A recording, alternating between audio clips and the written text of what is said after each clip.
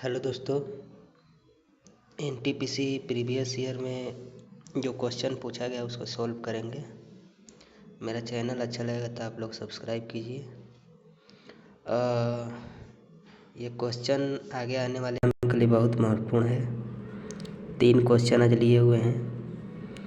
पहला क्वेश्चन ये दिया हुआ है कि यदि बहुपद x² plus 9x plus 3k के शून्यकों के वर्गों का योग अगर 21 है तो k का मान ज्ञात करिए।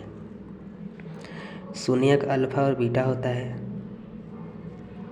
तो अल्फा स्क्वायर शून्यक प्लस बीटा स्क्वायर बराबर दिया हुआ है 21। तो x² का द्विघातीय समीकरण में जो मान होता है वो a के बराबर होता है। जो x का ये गुणनफल होता है वो b के, और जो कांस्टेंट टर्म होता है उसको c मानते हैं। तो अल्फ़ा अब प्लस बीटा का यहाँ से हम मान निकालेंगे तो बराबर होता है -b/a। तो -b कौन होता है? x का गुणांक, तो b का मान 9 है।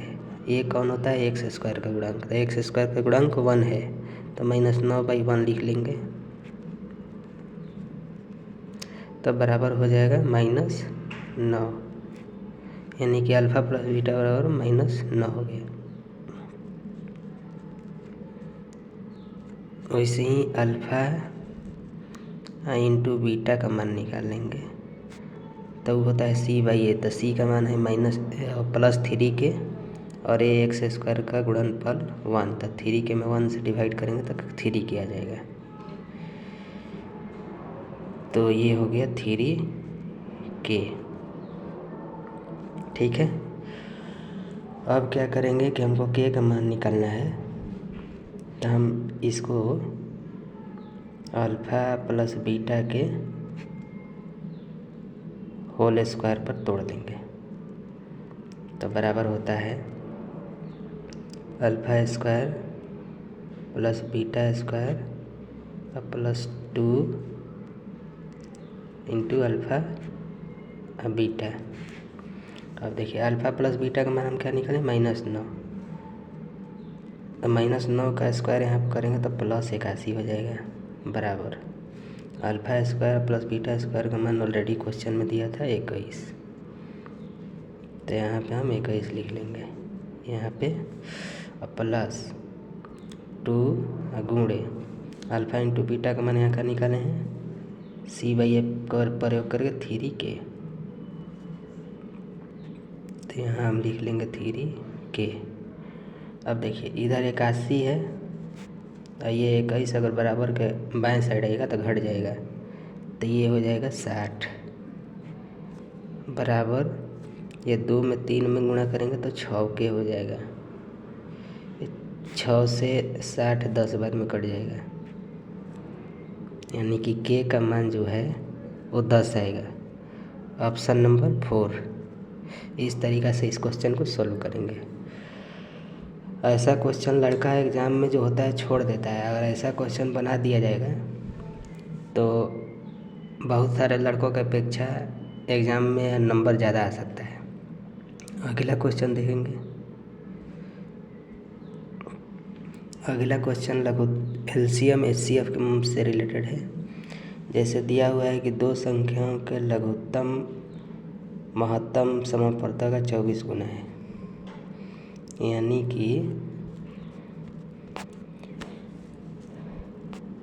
HCF अगर हम x मानेंगे तो LCM हमारा हो जाएगा 24x। तो कह रहा है ये दोनों का योग LCM HCF का, तो 24x और 25x योग होता है 25x। 24x और एक x जोड़ेंगे तो 25x हो जाएगा बराबर दिया हुआ है 750 यहाँ पे। तो यहाँ से हम x का मान निकालेंगे तो आ जाएगा 30। 25 से ये 30 बार में कटेगा, 25 3 75, एगो 0 रख देंगे। तो यानी कि LCM HCF का यहाँ से मान आ गया 30 एलसीएम का मान आ गया 24 गुणे 30। ठीक है। अच्छा, प्रश्न में दिया हुआ है कि जो पहला संख्या है वो 90 है। पहला संख्या 90 के बराबर है, तो दूसरा संख्या ज्ञात करना है। दूसरा संख्या हमको वाट कर लेना है, यहाँ ज्ञात करना है। तो इसका फॉर्मूला होता है पहला संख्या गुणे दूसरा संख्या बराबर एलसीएम गुणे एचसीएफ। देखिए, पहला संख्या क्वेश्चन में दिया हुआ है 90, दूसरा संख्या हमको निकालना है बराबर एलसीएम का मान यहाँ है 24 गुणे 30 लिख लेंगे, एचसीएफ का मान 30।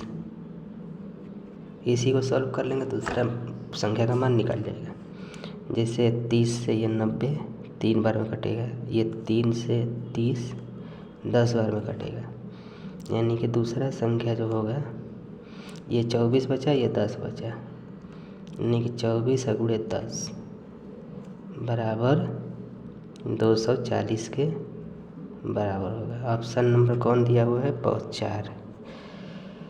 इस तरीक़ा से इस प्रश्न को हल करेंगे। अगला क्वेश्चन देखेंगे। हम मैक्सिमम ऐसा क्वेश्चन को लेकर के हल करते हैं जो ज़्यादा से ज़्यादा लड़का से नहीं बनता है, नहीं तो a+b के होल स्क्वायर वाला है तो इजी क्वेश्चन जोड़ घटाव भी लेकर के वीडियो बना सकते हैं। ये क्वेश्चन देखेंगे, अलजेब्रा से रिलेटेड क्वेश्चन है ये। जैसे कि देखिए यहाँ पे 1 - 1/2 दिया हुआ है ना, तो 1 में से 1/2 घटाएंगे तो 1/2 होगा गुणे यहाँ 1 - 1/3 दिया हुआ है, तो इसको सोल्व करेंगे तो हो जाएगा 2/3। वैसे ही गुणे डॉट डॉट डॉट लिख लीजिए, चाहे एक टर्म और आगे ले लीजिए। तो आगे दिया होगा 1 - 1/4, तो उसको सोल्व करेंगे तो 3/4 आएगा गुणे डॉट डॉट डॉट। ये वाला सोल्व करेंगे तो 8/9 आएगा। ये वाला सोल्व करेंगे तो 9/10 आएगा। तो ये जो होता है नीचे वाला ये 2 कट जाएगा, ये 3 से ऐसे 3 कटेगा, 4 से आगे वाला 4 कटेगा, इससे ये 8 कट जाएगा, 9 से 9। तो इसका जो